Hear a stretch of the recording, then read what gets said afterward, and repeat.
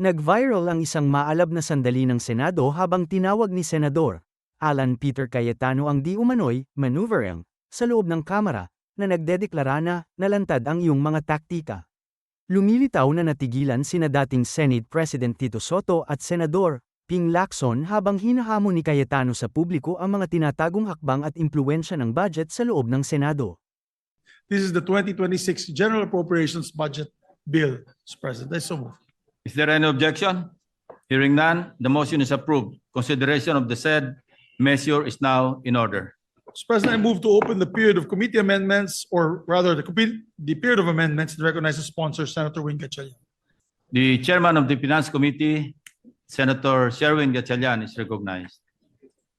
Thank you, Mr. President. Thank you, Majority Leader. Mr. President, esteemed colleagues, it has been 21 days since we sponsored the proposed national budget for 2026. Over the course of 11 days and almost 90 hours of discussions and debate, we stand here today to open the period of amendments. Every budget cycle is demanding. The long hours and passionate discussions are part of a process that is meant to detect gaps, shore up weaknesses, and correct any inconsistencies in a document that carries real stakes in the lives of our people. Every peso we steward is a promise that government will deliver, that we will do what they will say. We will do what we say and hold ourselves accountable, and that those who serve us will follow through. Mr. President, I move for the adoption of the amendments contained in Committee Report number 18, and that the same be used as reference for individual amendments. For everyone's information, Committee Report number 18 has been uploaded to the Senate Budget Transparency Portal. Further, consistent with the commitment of the Senate for a transparent budget process that aims to restore the people's trust in Congress and the government, all proposed individual amendments shall be read on the floor and submitted for the body's consideration. With the consent of the body, the Senate officers will introduce their individual amendments, after which other members will present their proposed individual amendments specifying the agency, the program, activity, project, or PAP, and the amount. I so move, Mr. President. Mr. President, before that, parliamentary inquiry, Mr. President. Senator Alan Peter Cayetano, the Minority Leader, is recognized. Thank you, Mr. President. Mr. President, may I just ask our dear chairman, ang ating masipag na chairman, some clarification. So yung committee report that you submitted after the committee briefings, yan ang basis natin today. Correct. Correct Okay. po. And we started, I think, tama ba, 11 days tayo nag-interpellation? Tama po. Okay. So are you saying walang amendments after the 11-day interpellation? Meron din po. Meron pong mga amendments din po. No, because I'm a member of the committee, I don't remember a meeting where we discussed the amendments to the committee report. Meron din pong mga amendments na ipropose. Yes. Di ba last day po tayo nag-interpellation Friday? Friday. Oh, Correct. after that, hindi nag-meeting ang committee eh. Hindi po. Hindi po. So sino nag-decide sa amendments? Ang today po, ang ipropose ay mga individual amendments. So yung committee amendments was naka-subsume na po doon sa committee report, Mr. No, President. so again, just That we passed. no, so that I've been clarified. The committee submitted a committee report Correct. that you sponsored. Yes. Okay. Mr. President. From that time to today, may amendments ba ang committee? Wala. Wala na po kasi ang committee amendments nasa committee report na po. No. So lahat ngayon is Yes. individual amendments. You're talking about the committee report that you filed and you sponsored. Yes. Okay. So what I'm saying is that useless pala yung 11 days natin. Kasi kaya nga tayo nag-interpellate nun, and kaya natin sinasabi sa mga vice chairman na to consider, kasi nga ipapasok sa committee amendments yon.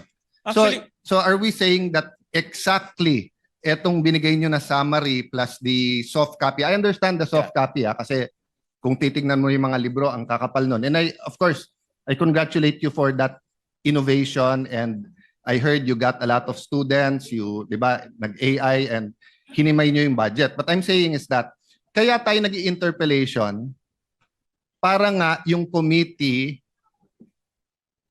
ma-present sa buong 24 and based sa interpellation, pagtingin ng committee tama, magko-committee amendments.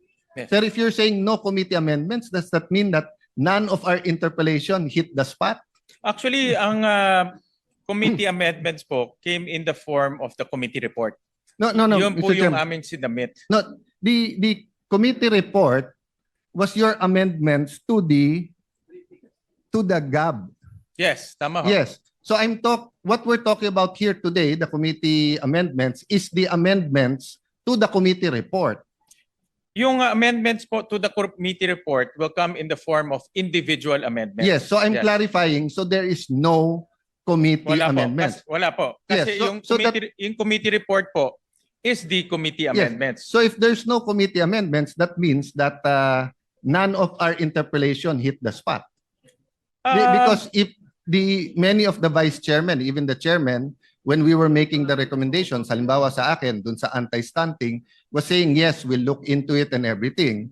So kung walang committee amendments ngayon, that means we went through the process, the 11 days, but we weren't really talking about. And there was no committee meeting to discuss nga na walang committee Actually po, amendments. ang process, the committee report is the committee amendments. Kasi inamend ho ng committee yung General Appropriations Bill. So any succeeding amendments will come in the form of individual amendments. Let me correct that, Mr. President, and you correct me if I'm wrong, no? In local bills regarding taxes and appropriation bills, we have to wait for the House of Representatives. So based on their bill, you have a committee hearings, in this case briefing para hindi tayo mahuli, you submit a committee report. But when you submit the committee report, may period of interpellation. Yeah. After the period of interpellation, period of amendments. So dun sa period of amendments, meron pong committee amendments kung nakita yung committee yung point ng individual members. So unlike an ordinary bill, we have the Senate version. So hindi nyo ina-amend yung sa House. Kasi Senate version kaagad eh. So yes, you're correct that this summary here amended the House version, the GAB. But it did not amend your committee report. Yeah. Because, Mr. President, we agreed several individual meetings, you had caucus sa groups natin, that iibay natin yung proseso and we will make it very transparent. So if what we're saying, Mr. Chairman, I'm saying this with all due respect and I appreciate the work you're doing. If you're saying now that eto na rin yung amendments from the House, I want to point out that parang baliwala naman yung interpellation. Now, having said that, kung eto na yung sa House, in the spirit of transparency, I'd like to know who moved. So for example, no, sa Department of Education, it's good na dagdagan ng 78 billion. Sinong nag-propose nito? But for example, sa state universities, 9B lang. Eh punong-puno. At saka yung iba per unit napakababa. So hindi maka-keep up yung state universities. If you look at DNR, nabawasan ang budget ng DNR. Eh that's part of why binabaha tayo. It's not only flood control. It's also because of violations to not only rules and regulations of DNR, but because of going against nature. If you look at DPWH from 880, naging 624 sa House, binawasan pa natin ng 55, when all the economists are telling us that yung fastest at best sa ating ekonomiya ay infrastructure. If you look at DSWD, I admire you na kahit ito'y departamento ng kapatid mo, 31B ang nawala. But I think isa sa pinakakailangan natin ngayon, yung DSWD. So I can go on and on, Mr. President, but if we're going to say full transparency at eto na yung committee work, wouldn't it be fair that malaman natin? Kasi like ako, ni isa dito, wala akong amendment. Ni isa dito. But I'm a member of all the committees and subcommittee. But no one ever, I was invited to all the briefings, but I was never invited to make the amendments here. So I was thinking, may committee amendments ngayon, and then we can discuss it and vote on it, di ba? Actually, ang nangyari pong process ay because this is a revenue measure, so it emanated from the lower house. At nagkaroon ho tayo ng mga budget briefings, and then nagpadala ho tayo ng notice to everyone in writing that a technical working group will be formed. And may mga senators na nagpadala ng mga amendments nila. Yung mga staff rin ng mga senators were also there para mag-share nung kanilang mga inputs kung gusto nilang mag-amend. And then at the same time, the vice chairman also submitted their committee reports, yung subcommittee reports. So all of those kinonsolidate ho natin during the technical working group. So that became the committee amendments through a committee report. Since this is a revenue measure, all amendments by the committee will come in the form of the committee report. So the succeeding, ito pong ginawa natin naman sa plenary, kung meron pang mga iba pang amendments, it will come in the form of individual amendments. Let me clarify, Mr. President. It's an appropriation bill. Yes. So Sorry, it's an yes. appropriation bill. So Sorry. the same, kasi chairman ka rin ng Oh, Ways no, and Ways and Means. Means, So oh. the same process, Tama, Mr. tama. Chairman. Okay. That's But the thing an is, appropriations bill. you're talking about the amendment from the GAB, not the amendment from the committee report. And if so be it. Kung yun po ang pleasure ng majority at yun ang proseso. But 'di ba, sabi nga po, you cannot be half a gangster. You're either a gangster or not, 'di ba? You cannot be half a person who believes in values, 'di ba? You believe it or not. So either we believe in transparency or not. So if we're going to ask members now to propose their individual, maliliit yun eh. So hindi ba dapat malaman natin kung sino ang nag-propose ng mga to at ang proseso ng pag-approve nito, 'di ba? So kung meron dito may advocacy na itaas yung intelligence fund ng ganitong agency, o kung justified yun, okay. Kung meron dito ang gusto itaas ang per day na pagkain ng preso, maganda din naman yon, 'di ba? So dapat alam natin kung sino yon. Kung meron dito sinabi DepEd hindi dapat state U ang mas mataas ang increase. Kasi for example, I agree education, pero 78B to DepEd and 9B sa state universities, medyo malayo. So I'd like to know who proposed this. So kung sinasabi natin yung vice chairpersons ang nag-approve, nagsabit sa inyo, but who proposed it? Kasi we will be showing people here that si Alan may amendment ng 500 million, 1 billion, 5 billion, baka tanggapin nyo, baka hindi. Pero totally, inamend natin dito, billion. I'll give you another one example that's important to me. Many of us here believes dapat walang unprogrammed funds. Dapat wala. Kasi before 2022, wala naman unprogrammed eh. 'Di ba? So, pero ang committee report nakalagay dito, binawasan lang ng 68 billion ang unprogrammed, 174 billion ang natira sa unprogrammed. So that's what I'm saying. If we had a meeting after Friday or a caucus, we could have voted whether or not tingin natin may unprogrammed funds o hindi. But if it's your pleasure, we do that sa individual, that means you will allow us to do the individual and then to give a pretext. So for example, Mr. Chairman, I can move later on to take out the unprogrammed funds as an individual amendment. Is that correct, Mr. Chairman? Well, ang process po natin dahil ngayon po ay submission ng mga amendments. So the committee will welcome yung mga individual amendments sa mga members natin. last point, Mr. President, because I don't want to belabor. What I'm saying is that it's an extraordinary budget with extraordinary problems. So dapat extraordinary din yung solution. Mm. So ang problema, ipapakita natin sa tao yung maliliit natin amendments at kung sino nagpro-propose nito at kung tatanggapin o hindi. Pero yung kalalaking amendments, hindi nating i-reveal sa tao kung sino ang nag-propose. Actually ho, yung technical working group, doon ho natin pinag-usapan itong mga amendments. Inipon-ipon ho namin yung mga amendments, inipon-ipon ho namin mga recommendations. Marami ho tayong mga senador na nagpadala po ng kanilang mga recommendations. So doon namin inipon-ipon po yung mga amendments. And that's not a problem, Mr. President, if the committee met afterwards for the committee amendments. Kasi even if you look at the rules, amendment comes after the debate is closed. So lumalabas, baliwala yung 11 days natin na debate eh. Hindi naman. Kasi yung mga napag-usapan natin, like for example, maraming mga napag-usapan at gusto pang i-amend yung committee report, it will come in the form of individual amendments, Yes, which we will... But when it comes in the form of individual amendments, first of all, tatagal. So for example, if I have 100 amendments, and let's say 5 of them are important to me, I mean, life or death to me, I will ask for nominal voting.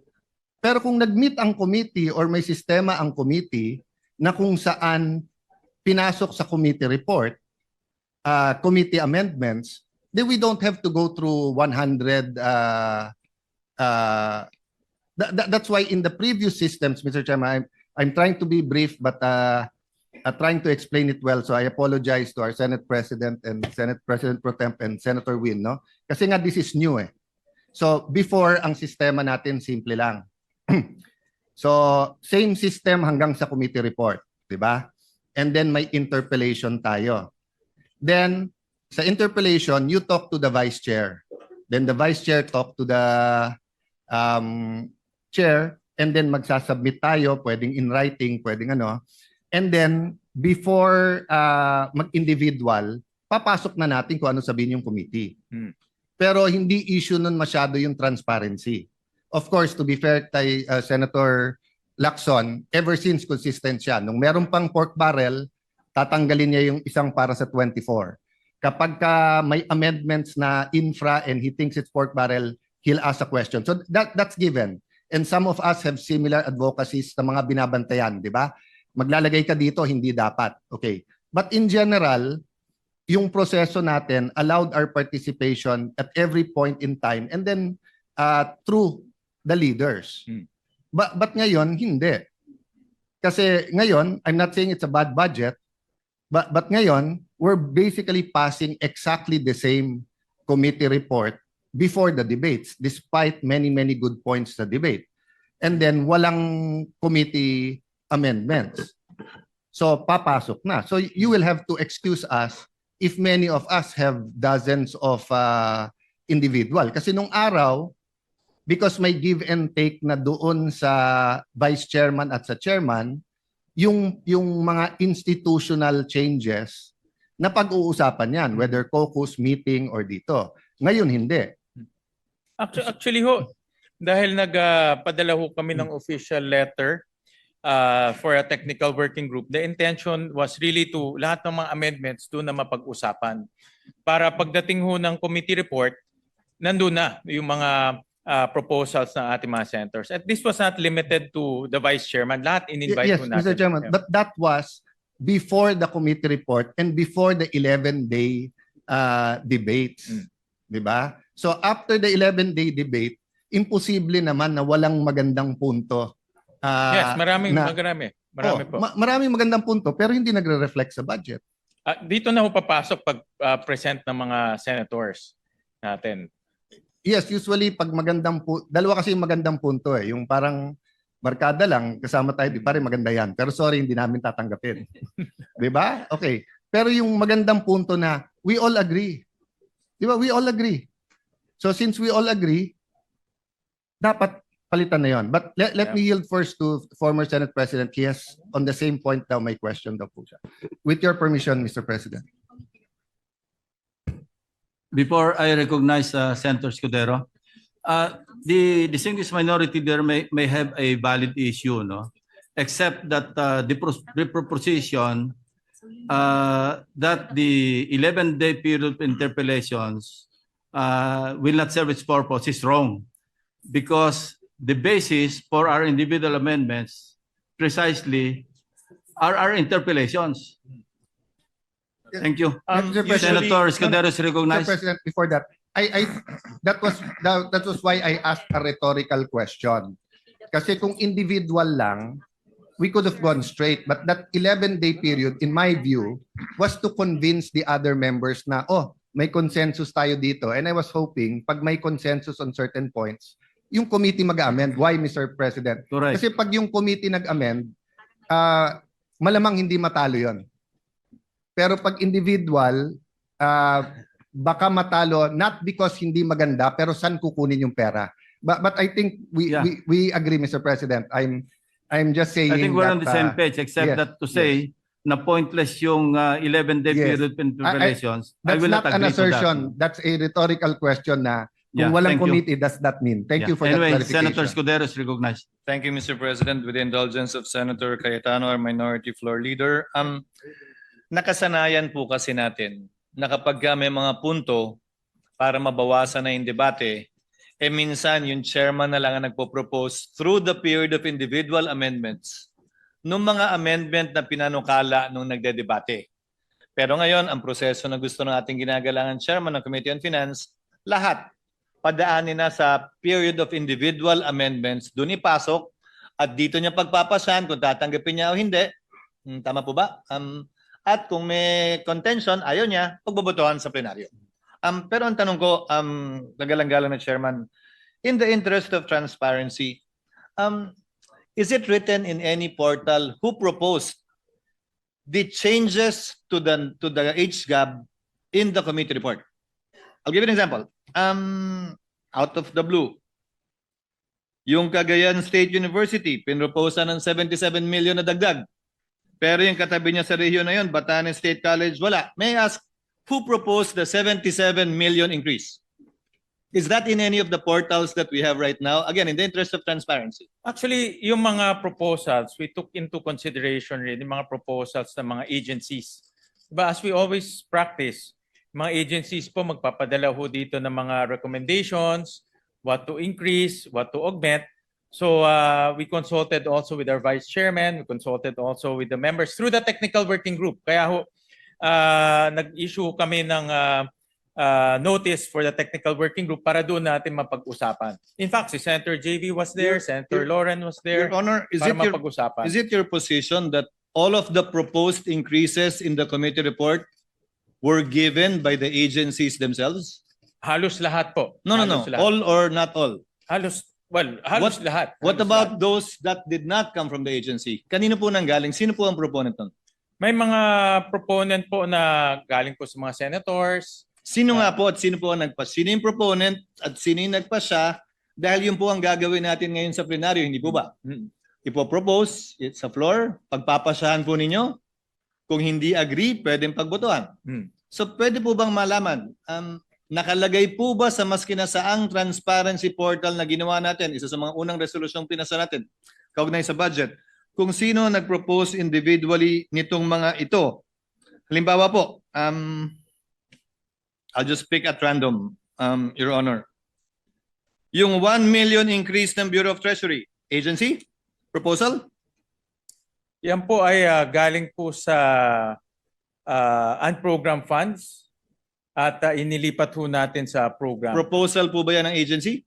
Proposal ho ng technical working group nung pinag-usapan ho. Ano pong pangalan at address ni TWG? I mean, again, we want transparency, Your Honor, right? So we have to put it on the record. Well, The whole changes involved in the committee report is about, according to you, 326 billion. So isn't it just proper and right that we know who the proponents are of these proposals? marami ho kasing mga proposals pinapadala ho sa amin in writing. In iba ho ay tinatry ho natin ma-accommodate by finding sources. So lahat naman ho yan in writing pinapadala ho Mr. sa... Chairman, ulitin ko po ulit. Mr. President, I'm sorry. Wala naman pong problema eh. Ang tanong ko po, nakasulat po ba yan sa maski na sa ang transparency portal na nilabas ninyo kung kanino nang galing yung mga proposal na nilagay sa committee report ng Committee on Finance at sino po yung nag-approve? Hindi po pwedeng, alam mo yun, komite, Nakuha po. Opo. So again, at random, I presume the increase in the I'm choosing at random, Your Honor, really. The increase in the office of the president. Same agency proposal? Or Agency proposal ho yun. Agency the increase in the OVP?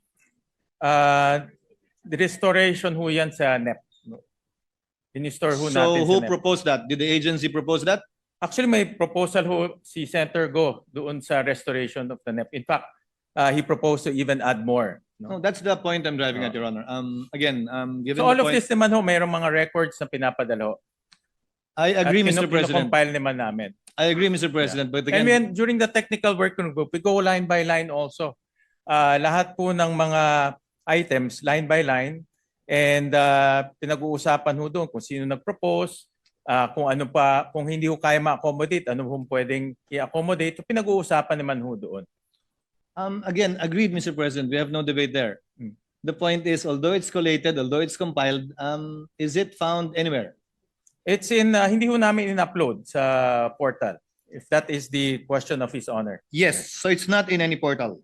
But lahat ho yan ay may basis and recorded. Yes. Yes. I'm sure there is. I'm sure there is. Only that it's not in any portal. No, hindi ho. Pero lahat ho yan naman ay recorded.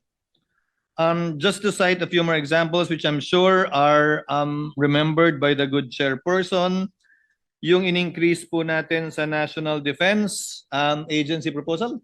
Yes. In fact, 90 billion no ang request ho nila. All program. Because yung Mayowa nila na-exhaust na ho to 60 billion. Agency proposal through a executive session. I noticed po na yung adjusted NEP sa DPWH, tinanggal na yung flood control. Yes. And still there was change of 38 billion. That's an agency proposal too. Yes. May pinadala ho sila yung CMPD. But admittedly, the CMPD was applied across the board, which is admittedly also might have distortions in the pricing. I admit that.